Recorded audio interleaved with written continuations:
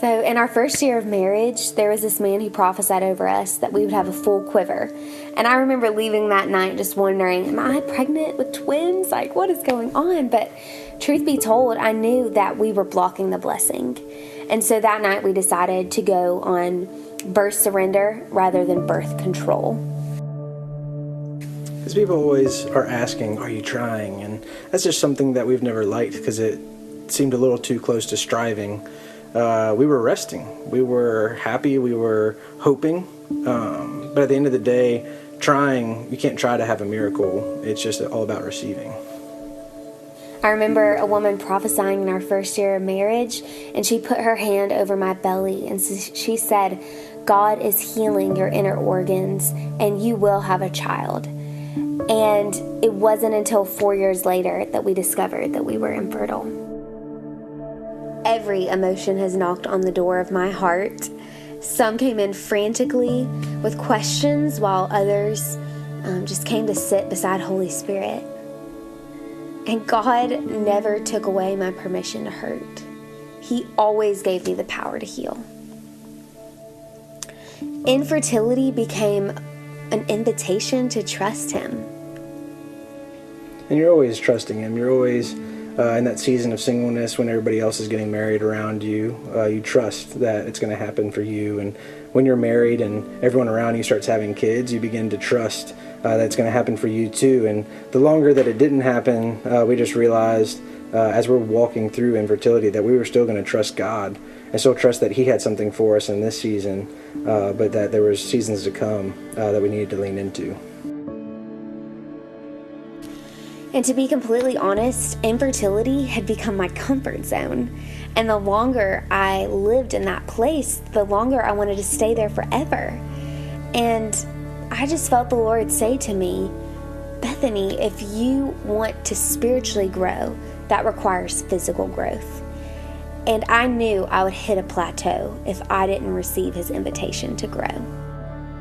Most families change when they see two lines on a stick. Ours, however, changed with a simple phone call. And one day, a cousin of mine gave me a call, and she was telling me how she had spent this time praying and really felt like the Lord showed her a picture of Bethany and I holding her child. And it wasn't a child that she recognized. And so after that time was over, she went and got a pregnancy test, and come to find out she's actually pregnant. And just based on circumstances that she's going through in her life, this seemed like the best possible scenario would be for Bethany and I to adopt. And so she asked us, would you consider adopting? And all of a sudden I'm feeling this flood of emotions and trying to figure out, is this something we can do? You know, life, ministry, work, you know, all the expenses for raising a kid. But all of a sudden all that just kind of washed away, and all of a sudden there was this peace that came over. People thought I was so positive throughout these years, but I wasn't interested in staying positive. I was interested in being filled with hope. Because positivity is a mask that can pop off, but hope is something that comes from the inside.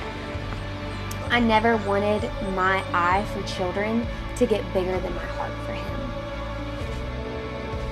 Him. So looking back over the last 7 years, we've realized that parenting is really just saying yes to ministry, and that adoption comes into that. We, in this last year, have started our own nonprofit called Land of the Living, and in that we've been able to recognize that in Psalm 27, one of those foundational chapters for us, and there's kind of 4 different pillars inside of that chapter that we look to, and one of those is the spirit of adoption. So before we've ever even considered adoption, something that's been inside of our DNA has always been that spirit that says yes to fathering.